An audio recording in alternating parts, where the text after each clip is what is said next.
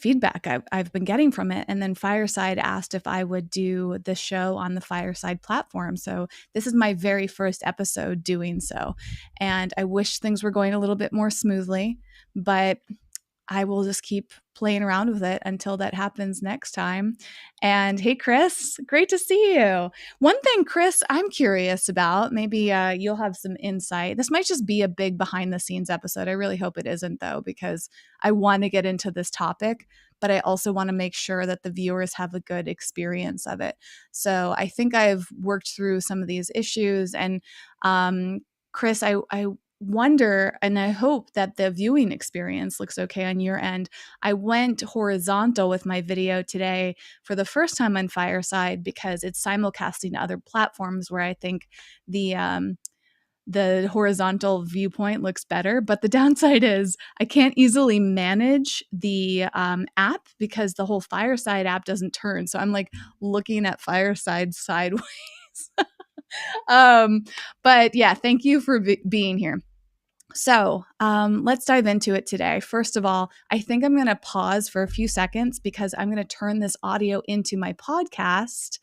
And I want to cut off all the behind the scenes stuff going on here. So Chris, I think you, and hey, Stephanie, it's so great to see you. This is what I love about Fireside, honestly, is seeing familiar faces. And Stephanie, I saw a Fireside that you did like a week ago. And I think, Chris, you were there as well. And you were just taking all this feedback. Yes, you know what? It was probably exactly a week ago because it was after the NFT LA talk with Fallon and Mark Cuban.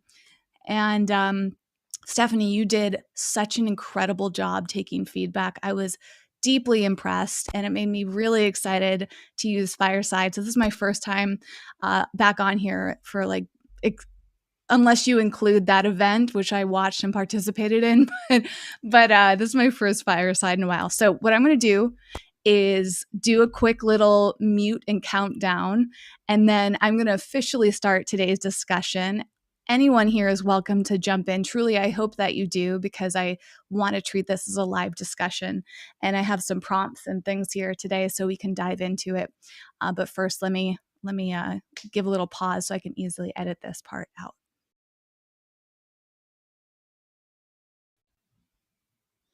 Welcome back to Web3 with Whitney. Today, I am on Fireside app for the very first time for this series. Previous to today, I was broadcasting through a few different platforms, mainly Ecamm Live, using the tool Restream. Today, I am using Fireside and also using Restream, which went a little haywire. Hopefully, the video has been bearable, but most people listen to the audio version of this up until today. I don't know. It could be different with Fireside, which I'm really excited to explore more today. There's a live audience. There's people that may participate. This has always been my hope with this series. And previous to today, the platforms that I was on would only really allow text-based chats. And speaking of which, if you're watching live outside of Fireside, I actually closed down the text-based chat because I was afraid that it was going to suck up all the bandwidth. So if you're trying to communicate with me, I'm going to focus on Fireside today, which is an app, and you can go onto this app and participate. You can participate via audio and or video, or I guess audio and video technically. So anyone who's here today, I would love to hear you on the subject of bringing value to Web3 and how you plan to do things differently, if at all. And everybody is at different stages of their knowledge, of their journey, of how they're thinking about Web3, if at all. My aim with this series that I've been doing for about 2 months is to talk about all different angles and really approach it from this beginner's mind, from this viewpoint that we're all learning together. And no one's really got it figured out yet. Web3 is an evolution, and really just exploring how we can utilize this personally and professionally. So if anyone in the Fireside audience wants to come up to discuss this now or later, I would love to have you. I see a few people that jumped in, and I have to look at this sideways. Stephanie, I wish you actually might be able to type this in the chat if you're still here, but I don't think she is. Chris, maybe you can tell me about viewing this. This is the one downside to Fireside for me. Well, I guess kind of two is one, there's a lot going on here and I want to be very focused, but it's hard to focus with all the like things popping up around, but also it's sideways and I might need to switch my screen around so that I can better see people and respond to the speaker requests over here. So while I try to figure this out, I'm going to bring Chris said horizontal is the way to go. And then Jose asked, what is Web3? So I'm going to invite you both up to speak. You can turn your videos on if you would like. I think I have to accept that. And you can wait. You can hold off on speaking, or you can dive in. This is whatever we want to make it. This is the beauty of live video. And Jose, thanks for coming up. So I'm going to begin with your question. And actually, I kind of need to pull up my notes because I'm a little rusty. I was doing this show daily when I first started it back in, I think it was the end of January 2022. And, or maybe even before then. I'm trying to look back at my notes. I covered so many subject matters. And I definitely got into what is Web3. And if I don't say the phrases over and over again, I forget them. And this is one of the reasons that I started this series, was really to keep me thinking about this on an ongoing basis. So watch comments on the second device. That's a good idea, Chris. I probably will do that. I just have to figure it all out how. So let me answer Jose's question first. Web3 is really a way to encapsulate the next iteration of the internet. So where things are evolving. And I did a whole episode on this. If you want to check it out, it's on my website, whitneylauritsen.com. And I think that's linked in my profile here in Fireside. So if you go to the very first episode, I did a deep dive. A really easy way to explain it is right now we are in what a lot of people refer to as Web 2, which includes all these different pieces of online apps and software services that we're using, whether that's Facebook, Amazon, Apple, Google products, things that are run by these big companies. And Web3 is really moving into a phase. A lot of people like to describe that as cutting out those middlemen, where these apps were involved and that they were benefiting more from all of the things that were going on in the internet. So a lot of content creators in particular, as well as users, were getting some benefits, but not nearly as much as these big companies. Part of the hope is that we will take more control and ownership. There will be more equality, more of a sense of community and people participating, and lots of things. I mean, there's a lot. I could go on, and that's what this series is about. But one simple way to describe it is that Web3 is about going from just reading and writing to reading, writing, and owning. And ownership is one of those key words in the Web3 space. So thinking about using cryptocurrency, blockchain, NFTs as a way to have ownership, to be able to track your ownership, to have more transparency in all the finances and who's involved. And it's really exciting on a number of levels there. So Jose, if you want to unmute or come on video, I would love to hear what you have to say about that and see if you have any follow-up questions. Thank you, Whitney. I am not going to go on video because I'm already in bed. Hey, it's all good. I could jump in bed too, right behind me. That sounds really comfortable. I should probably set up my microphone over there. So I have a lot of friends who talk about Web3, and I've read a lot about it, and it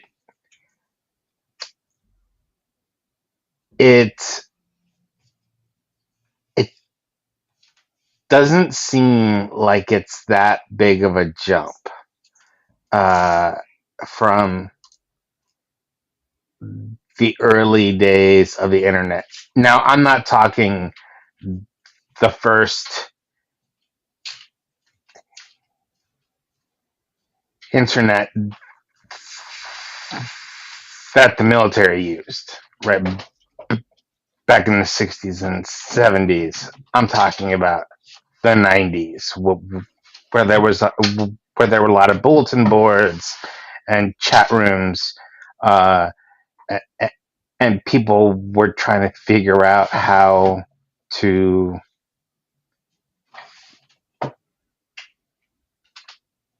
engage one another in this new medium. But now we're talking about, well, we keep using the term democratization for content creators,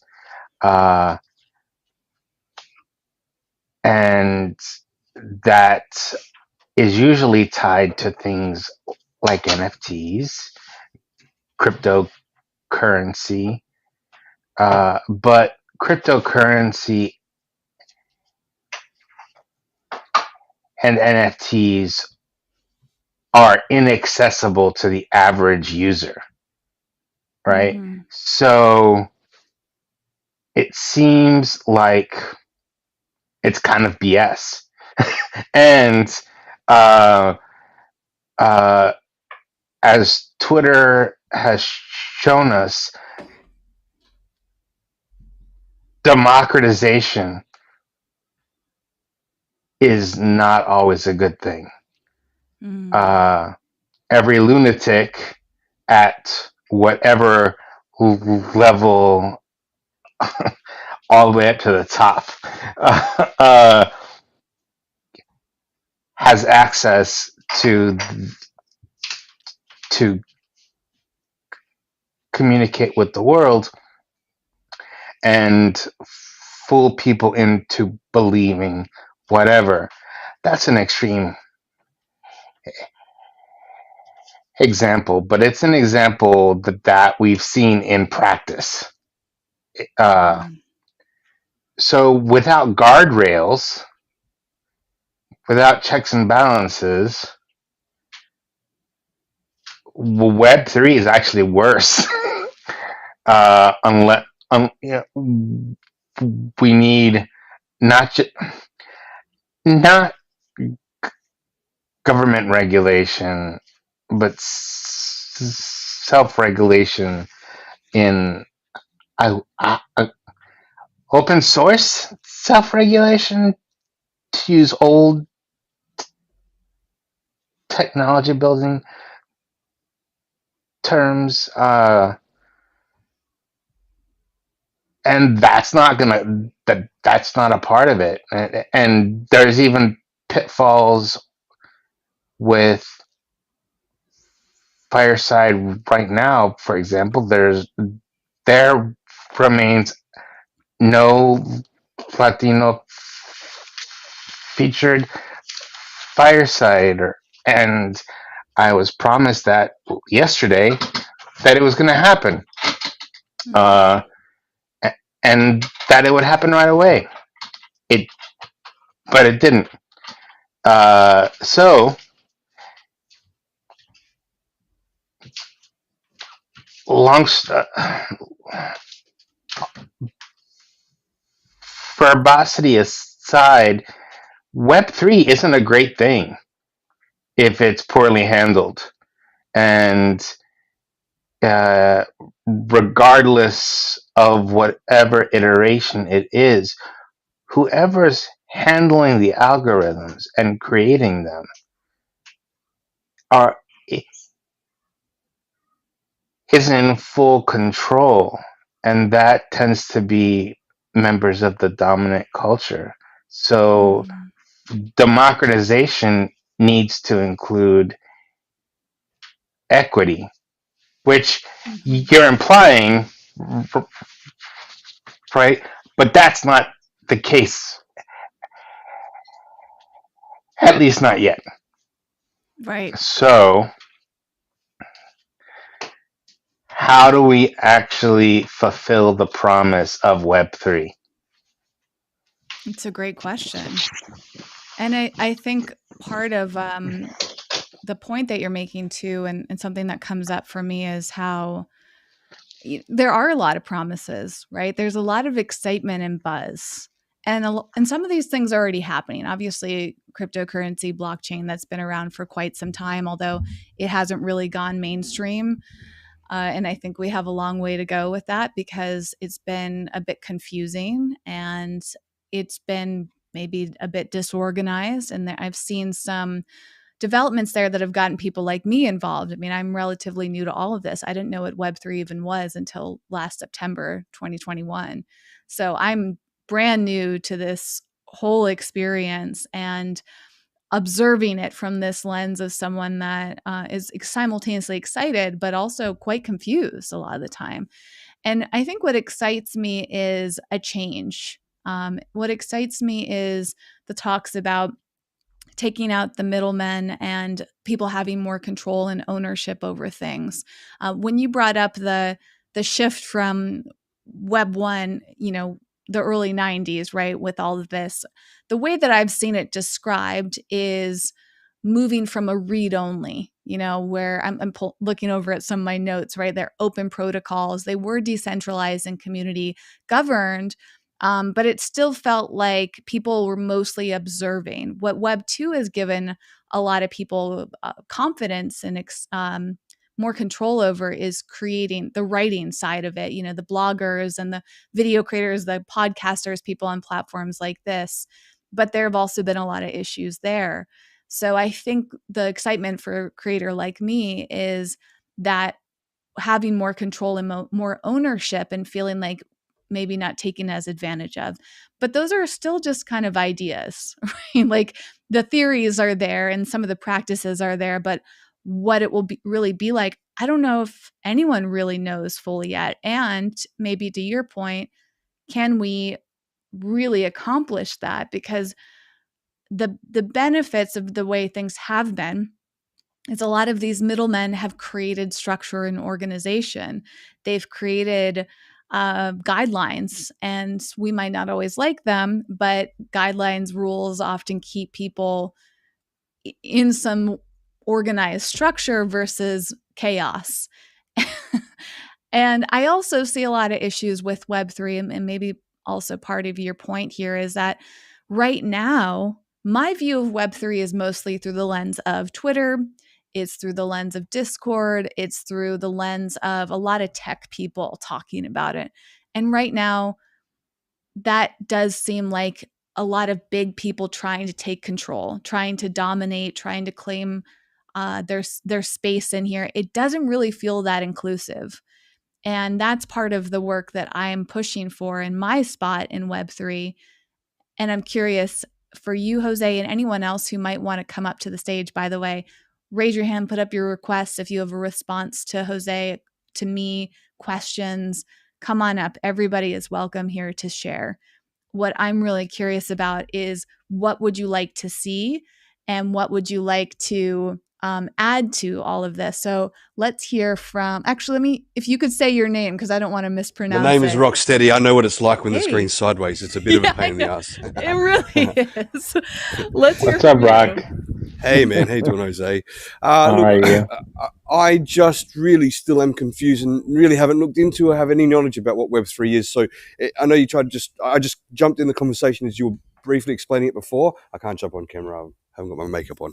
But neither do I. Well, I kind of have a little on, but not much. Well, you look pretty either way, so that's okay. Thanks. No, but I just if you can give like the basics, the fool's version, or however to understand what Web3 is, and I'm going to duck back off because I'm about to drive my daughter off to my mum's, so I'll listen to that explanation on the way if that's cool. Yeah, absolutely. Well, thank you for coming. Thank you so much. Cheers. And I'm still learning. I think a lot of people are still learning about exactly what it is. I have a ton of notes on this, and there's a lot of different definitions that I've seen. So I'm trying to look back over to see some different ideas. So a lot of people describe Web3 either, as I said, as kind of this idea, as this hope, as this vision for it, but it's not really fully defined yet. It's kind of more of a concept.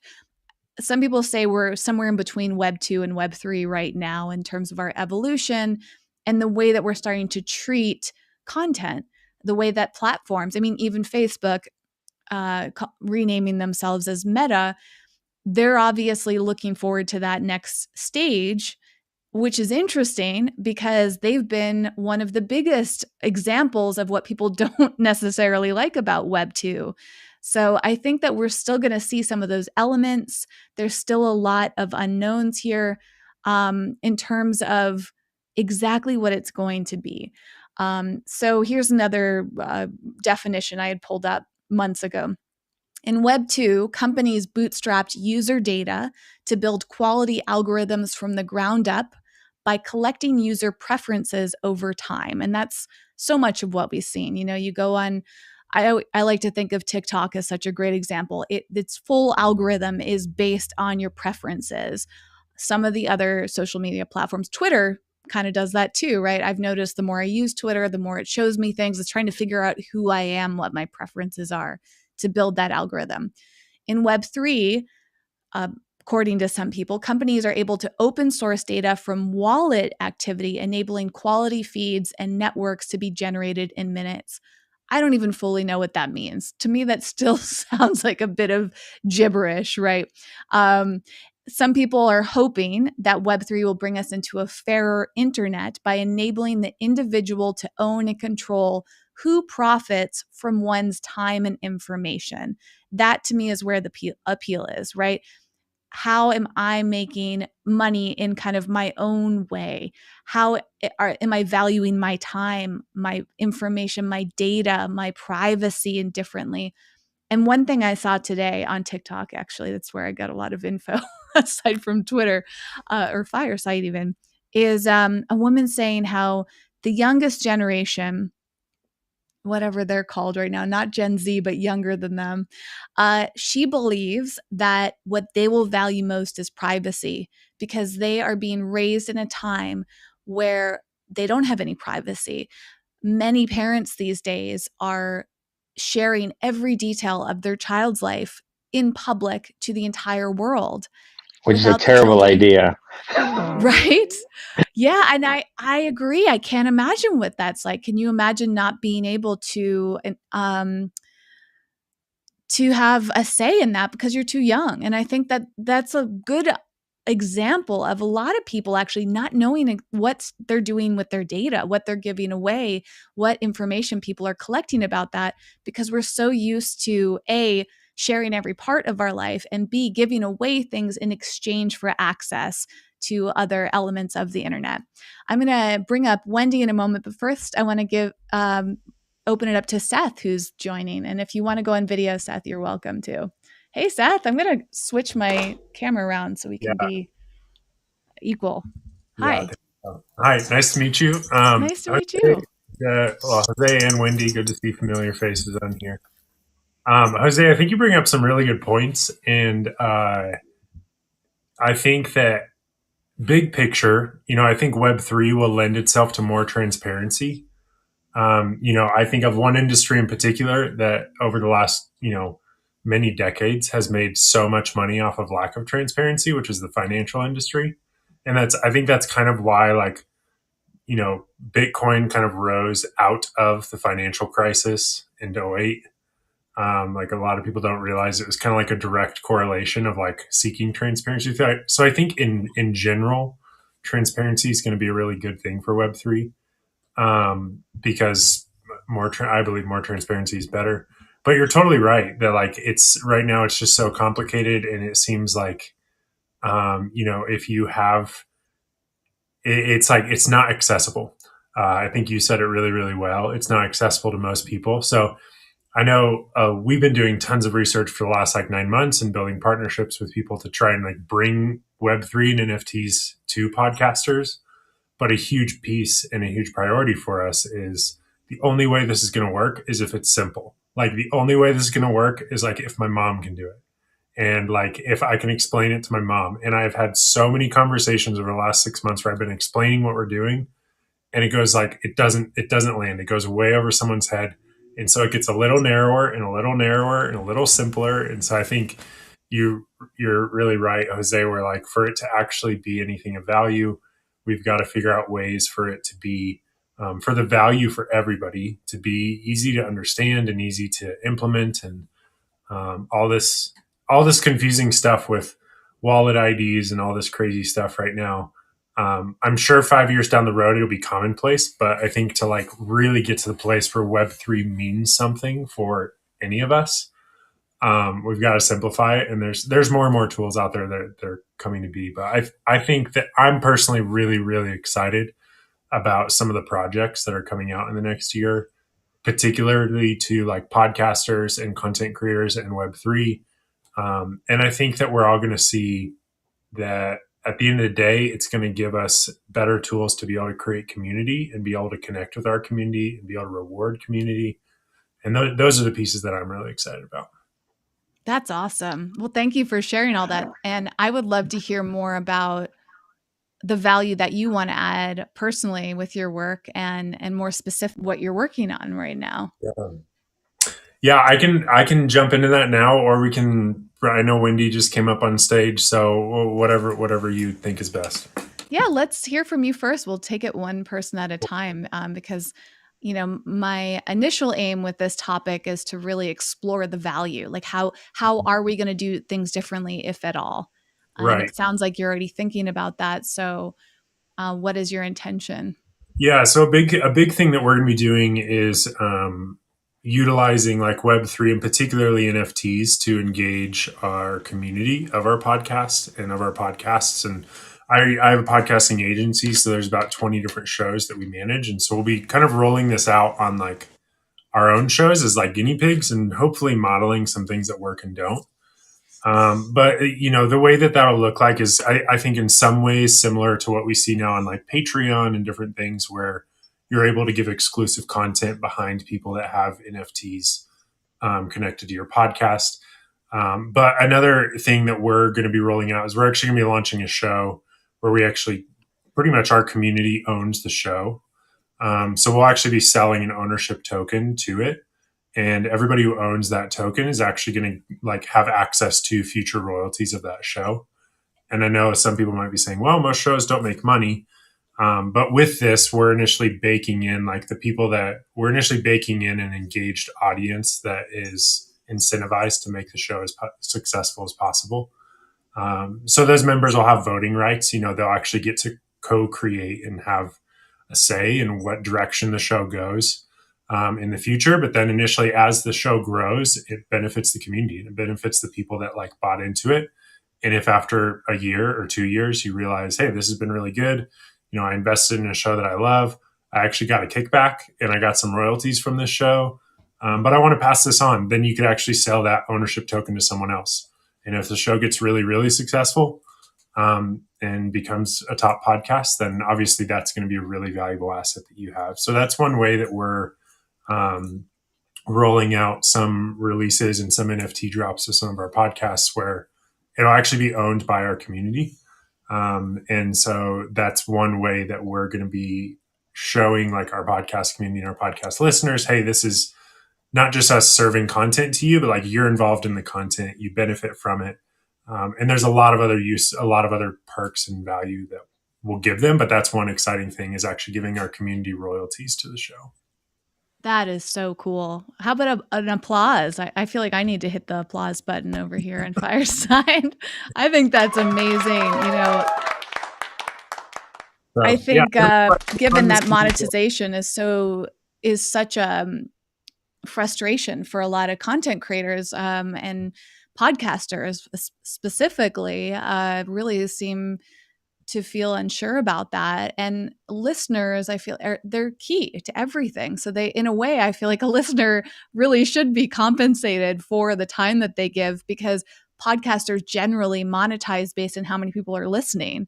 So why can't both parties benefit from that? I think that's such a brilliant concept. And that keyword community that you brought up a few times is one of the biggest buzzwords of Web3 and something that makes me most excited. And I hope that it's a true sense of community and not the kind of more Web3 version of community, which for me is more still a triangular shape where there's a person at the top benefiting and an audience. That to me isn't community. True community is more circular in that everyone feels equal, everyone has a say, everyone is part of it. And I really hope that we see more and more of that in Web3. Yeah, and one last thing I'll mention before I can jump off, because I want to hear what Wendi has to say too. Wendi always brings smart things to the table. But there was this article maybe like 15 years ago now that kind of went, it was like one of the first, it was probably like 20 years ago, one of the first like articles to go viral. And it was about this concept of 1,000 true fans. And many people have heard the concept now, but initially kind of saying that like the Grateful Dead didn't survive off of selling out shows. They survived off of having their like 1,000 true fans, their deadheads that went to every single show, bought everything, and couldn't help but tell everybody about it. And so this smallest viable market, Seth. So then all the bootleg tapes. Yeah. Yeah, that's probably part of it too. But I think that Web3 is going to make it easier to actually like have your community of 1,000 true fans and engage with them and give value to them. I think right now it's really disjointed, and it can be pirated and all of this stuff. So that's one thing where I was thinking about that the other day, like that article that's like such an important concept for content creators to get. I think it's just going to make it more possible and more feasible to like engage with those 1,000 true fans. And one of my favorite recent articles is a new take on that concept by Li Jin, I think is how you pronounce her name. She is one of my favorite people to learn from in the Web3 space. And she thinks it's actually going to be more like 100 true fans, because when ownership comes into play, and I'm summarizing here, my takeaways from her was that we won't need quite as many people. We can have more smaller, intimate communities that will actually generate the same, if not more money than 1,000 true fans could. Because I found a lot of holes in that 1,000 true fans idea. I've liked the concept of it, but as a creator myself for about 14 years now, I haven't really found that to be so true. And so I'm hoping that more like a smaller, more engaged community will actually be where the full value is. So I'm so glad that you brought that up, because I could go on and on about that topic. Maybe we do another fireside on that.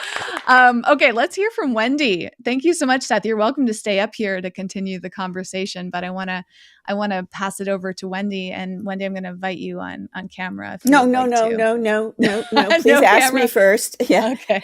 I was on the toilet the other day and they did that to me.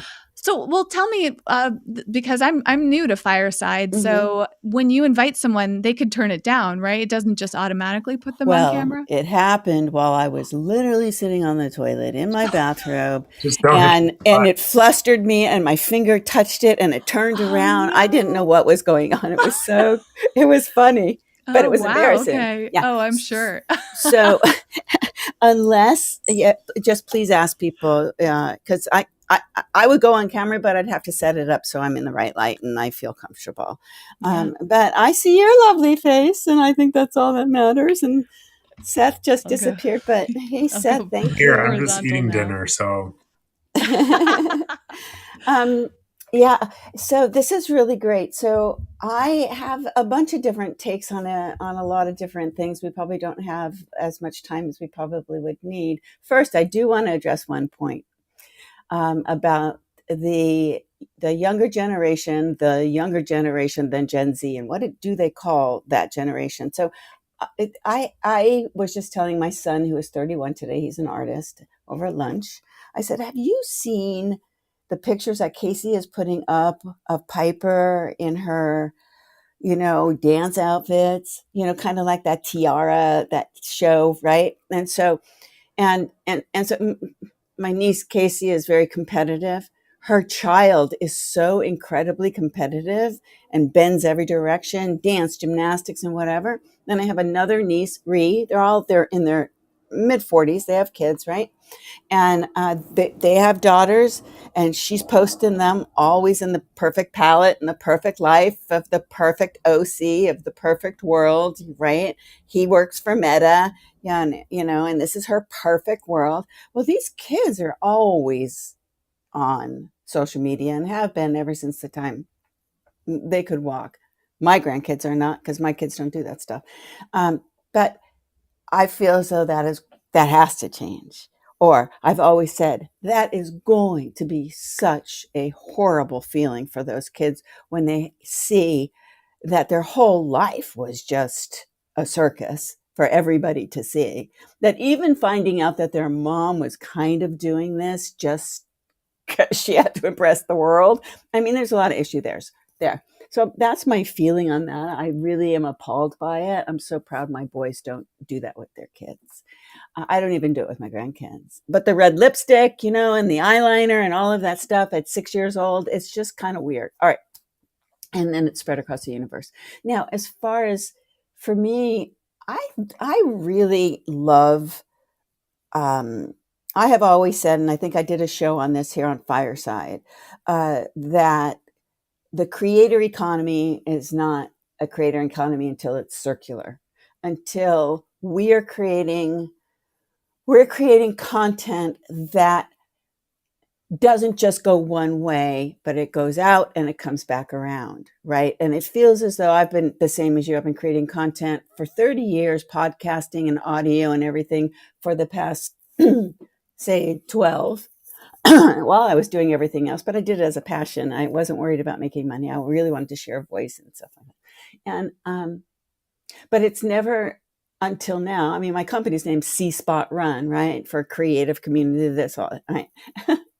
But it hasn't been so prevalent until the NFT, decentralization, own your own content.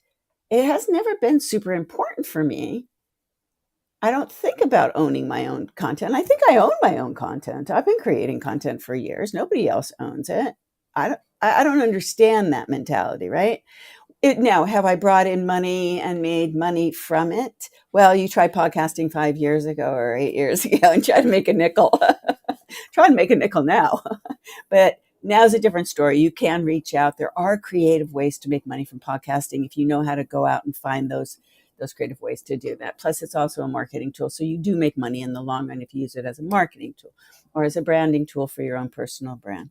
So you really kind of have to be smart about your brand strategy and your tactics as far as what you're using. But what I do find interesting, because I don't know if you guys know this or not, but so I know the gal that is the CMO at Forever 21.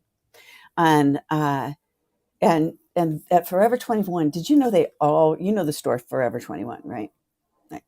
They have a store in the metaverse. They have a store. And they literally are selling items and clothes and earrings and shoes in their, I think it's called Forever some Super Shop or something like this. And you can buy all of this stuff for your avatar. So you can dress your avatar. Right? They're already there. Right. And Forever 21 is part of a mega brand, Tommy Hilfiger, the huge company that owns all of those brands. And so they're already there. They're already building and securing their real estate in the metaverse. I know this is a fact. And it's kind of cute when you see what they're doing. As a marketer, that I wish that they would just focus on converting their mobile better. Right.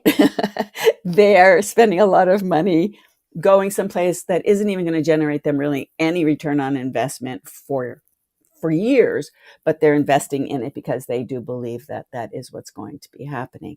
And for me, I think that that's just a segment of the population that you have to be prepared for. And that's great from a branding standpoint. Futurecast, it's called Futurecasting. So be there. It's kind of like the president of Lithuania, what they did with the 10 years of being prepared, because they knew one day Russia was going to come knocking on their door. And he said, tonight, we've been preparing our oil and our energy for that for 10 years, right? We were prepared. So they're preparing what they're doing, because it's a ways away. For podcasting, for our voices and our content, I think that what's valuable, and because I have a son that's an artist, and he does some NFTs as traditional artist, but people ask him to do NFTs and sometimes, and and he's into crypto, but not that much. He's an artist.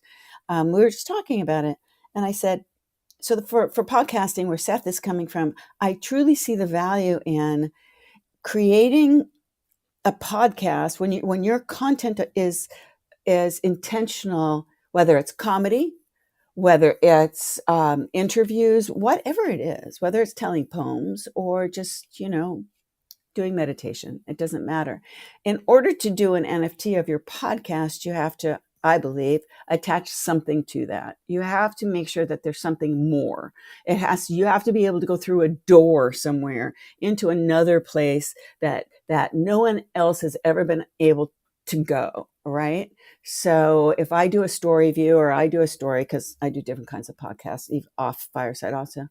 So if my story view is a story that I've done of Rabbi Leader, and he tells this beautiful story and he has this book, I envision that being now doing an NFT where actually going into his temple, where he's at where you have these different experiences that you can enter into, that is coming from the story view of my podcast that was so beautiful that I did with Rabbi Leader, that he talked about his book that he has on Amazon, and he's the lead rabbi at the Wilshire Temple. I really believe then you could create some type of cool NFT based off of a podcast in that way. So that's kind of my vision of how I would use Web3 for podcasting. I would like to know what Seth thinks about that. Of course, I want to know, Whitney, what you want to think. But I love that.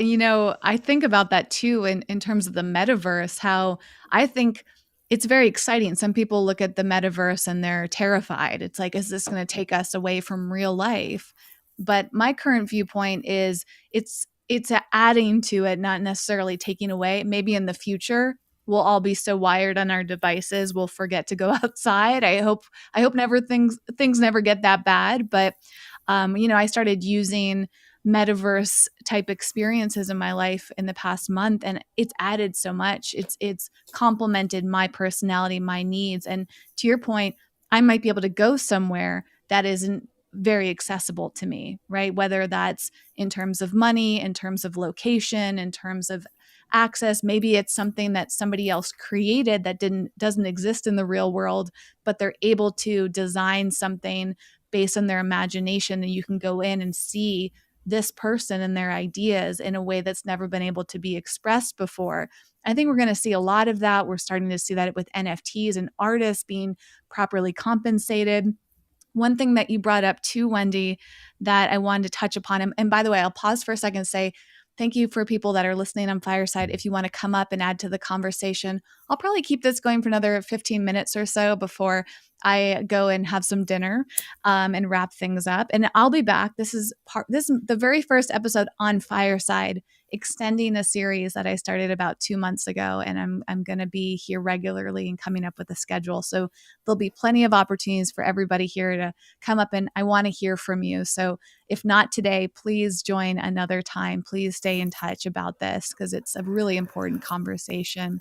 And Wendi, the final thing I'll touch upon before we hear what Seth has to say to all of your wonderful points is in terms of IP, this intellectual property, that to me is something I'm extremely passionate about, and became so the past 2 years after realizing how right now I feel like influencer marketing is stronger than ever, but also a lot of creators are being taken advantage of in terms of what rights they're giving away to their IP, to their intellectual property, to the rights to use their faces and their voice and their words in ways that are astounding to me. And I stopped doing brand deals after many years of working with brands. I've put most of them on pause because the great majority of contracts I was seeing were asking for the rights to using my likeness in perpetuity in any way they wanted. That is right now, the majority of contracts. And most creators don't even read their contracts. So they're giving away usage terms. And this goes back to what I was saying before about we give away so much data, so much information about ourselves without even realizing it because it's all in the fine print. And I hope that in Web3, with all this transparency that people are talking about, that there will be more awareness, but also we won't be giving away those things because of the restructure. And maybe this is where Seth can step into to comment on that, and Wendi. Yeah, because, hey, Seth, that's because if you're doing that, because it becomes blockchain, right? If you're protecting yourself, it becomes the blockchain. And that's I'm tossing it. Yes, Seth, that's perfect. Thank you. Yeah. And Wendi, I think that I loved your example of what an NFT connected to a podcast could be. And I think that shows that there's gonna be whole new types of content that come out. We're gonna have to get creative with content. 3 years ago, you could start an interview-based podcast and you could probably be decently successful just because you had one. It's different now. You have to innovate. You have to look at it and be like, well, there's got to be something unique about this show. Otherwise, it's not going to stand out amongst 200 other shows in the same industry that are interviewing the same people. Yeah. So I think similarly, people are going to have to get creative with, okay, I have this community. What can I give them behind an NFT that will engage them? And I love your example. I think that the tricky thing that I struggle with at times is I hate the whole concept of hey, let me tell you a story. If you want to hear the second half of the story, it's behind a paywall. So I hate it when content creators are, they give you the bait and then you don't actually get any value unless you pay. So I think that's going to be one of the challenges is we have to give an extreme amount of value to our audience that is just listening or they're just engaging. They're not buying NFTs. Mm-hmm. However, we also have to figure out how do we incentivize them to go beyond that. And I think there's a lot of fun ways, I think that I also, and this is kind of getting into another conversation, but I think that over the next couple of years, I think people are going to get more used to paying creators. And I'm saying that as a optimistic prophecy. I hope it becomes true. But I really do think that within a couple of years, I think it'll be absolutely normal for almost every person to be spending $100 a month going towards creators that they love. And so in that sense, I do think that NFTs and crypto and different things will be a way to say, man, you know what? I've been struggling with my business for 3 years and I just listened to this one podcast and this one thing that this one guest said just solved the problem I've been looking for 3 years. I'm going to go give them some money as a thank you. I hope that behavior becomes more commonplace. And I think Web3 will make it so that that money would actually go to that person and it would be a little bit more easy. So I think there's a lot of fun things around this conversation. Yes. And I want to shout out the platform that I've been using, which catapulted me into Web3, which is called Rally. Are you familiar with that, Seth or Wendi? Oh, yeah. I've heard of Rally. I think I have Rally, but I haven't gone on Rally. Yeah. Tell us about it, though. Mm-hmm. Well, it's designed with most of what Seth is describing, which is a place for creators, entrepreneurs, athletes, musicians, really anyone who's creating something of value to use cryptocurrency NFTs to connect with their community and monetize it on all sides. And it's really remarkable. I've been on there since I think August of last year. And you get your own social token. Mine is called the Well Coin. And yes, I've heard about it. Joe Jaffe's got a Jaffe coin on Rally. Exactly. Yeah. So I know him and a bunch of met incredible people on there that are working in Web3. Brian Fanzo is another phenomenal example. Gary. Who has Gary. All these, the community I've met in just 6 or 7 months has been remarkable. But what I love most, and this kind of goes back to Seth, is that I'm not just looking at it as a kind of a Patreon type platform, because I've never had much success with Patreon. I've had a little bit, but not as much as I think Patreon kind of promised. And maybe that ties into what you were saying, Seth, is I think Patreon was a little before its time, and that at least when I was first using it back in 2015, most people weren't used to being patrons, and that original sense. And now I think we're getting into it, but where I think Patreon hasn't quite leveled up yet is it's challenging. There's a lot of work that goes into Patreon, and you're already working so hard as a creator or an artist. So it's like the value is hard, versus Rally is set up where they have a whole reward system simply by holding on to the social tokens that you acquire on that platform. You are rewarded for that. And that is so brilliant. So it ties into this ownership community model where you can buy my well coin, and just by holding it, you are constantly rewarded every week with more money. And then you can use that to buy NFTs in the Rally ecosystem. You can use that to cash out to fiat to get Rally's actual coin, which is on most marketplaces for cryptocurrency.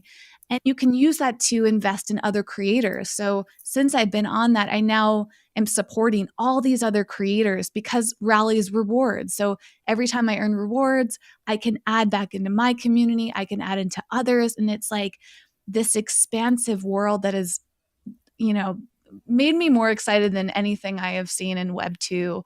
And that's why I'm here today. So I think also platforms like Fireside are worth shouting out. And I want to see where they go in this Web3 world. Stephanie's here right now. And you kind of hinted before, Stephanie, that there's a lot of stuff happening behind the scenes that can't wait to hear more about. And I think Fireside, what has done really special is there's an engagement here that is just very different than other platforms. So Seth and Wendi, the value and the engagement, we don't really know each other, but here you are talking with me, talking with each other, adding value to this conversation, and truly creating more of a community, which is embodying the ethos that I hope for in Web3. So thank you to everyone here. And I'm just so excited to continue this conversation. I'm going to wrap up in a few minutes, but Seth, Wendi, any final words before we do, or anyone else from the audience want to squeeze something in before I close it out for today? No, I want to say thank you, Whitney and Seth. And I also want to say I am on this Rally site, and it's very cool because they do a lot of vetting. They just don't let anybody in, right? Exactly. They really look at your profile. You have to apply. Yes. Yeah. And if I can vouch for anyone here on Fireside, please reach out to me. I'd be happy to tell you more about Rally. It's not set up as a referral system or anything, but they do actually have a version of that in full transparency. But I'm so excited about Rally's building that I'm happy to help anyone in any way I can, because I think it's kind of a great way for creators to get more involved in Web3 and monetize in a new way. So, oh yeah, Joe I'm an Jaffe open book. He's a new man. He's just like, I've known him for so many years, and it's like, Joe, shut up already with that, That's so, I love that you know him, Wendi. I'm a correspondent on his show. So every Wednesday I submit a segment for his show. It's called Joseph Jaffe is Not Famous. Yeah, I know. I'm also part of why he calls it that? You know why he calls it that? Oh my God. Because he called it, he had a thing during COVID, during the pandemic. He started his show, what he called his talk show, and he called it Corona TV. And he couldn't figure out why they wouldn't air it on YouTube, right? And so he went through this whole thing, and he finally had to be banned and then come back as Joe Jaffe's Not Famous. Wow. Yeah, he does a great job. For anyone else who wants to learn more about Web3, he's a phenomenal resource. He just launched something called the Alpha Collective, which I'm part of. And he'll also be at CEX, which I'll give another shout out to, the Creator Economy the summit or conference. That's happening next month in Phoenix in person. He'll be there. A ton of Rally creators will be there. And it's all meant to support people with, working their way in the creator economy, monetizing, better understanding opportunities. Oh, I love it. It's really worth looking into. Yeah, if you go to cex.events, I think is their website handle, where you can see if it's of interest. I'll be there. So come hang out with me and the other people. Well, I have to because I won't know anybody else. Well, no Joe and whatever, but he won't want to hang out with me. I'm very excited. And maybe it'd be cool if we got some more Fireside people there. Seth, anything else you wanted to say before we wrap up today? I'm just excited to keep having the conversation. I also just saw this week that at Podfest in May, they're going to have a whole track on Web3. Wow, really? Oh, I'm looking that up. And this isn't a Podfest versus podcast movement, but at the conference, podcasting conference that was last week in LA or 2 weeks ago, yeah, it's zero sessions on Web3. So I think that's a good sign that these conferences are starting to make places where we can have more formal conversations. Yes. I think the next 24 months is going to be, at least my perspective is, let's throw a ton of crap at the wall, and some of it's going to stick and some of it's not, and let's learn from each other and see how we can use this new technology to benefit everybody. But thank you for the conversation. I'm excited to keep having these because there's so much to talk about. Yeah, awesome. Thank you. Thank you so much. So I'm going to turn this into a podcast episode on my Web3 with Whitney series. So I'll include links to anything I mentioned. I'll go through the transcript and make sure it's all there if anyone wants to see it there. Otherwise, message me either here on Fireside. I assume there's messaging. I'm so new. I haven't even done that yet. No messaging. No message. Okay. So you can't message me on Fireside, but Twitter, Instagram, Facebook. I'm easy to find. We know where you are. Yeah. And I will work on a schedule so that anyone else who wants to come join, I would love to have you back. I would love to have you, next time up on stage if you didn't have a chance to speak today. I think it's important for us to have these conversations. I'm so glad Jose was here at the beginning to share,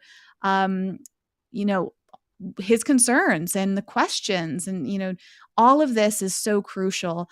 And I think this is what makes such a big opportunity, that it feels accessible to anyone when you feel like you can have a conversation about it and not just get lost in all of the ideas. So I'm here regularly. I'm here for you.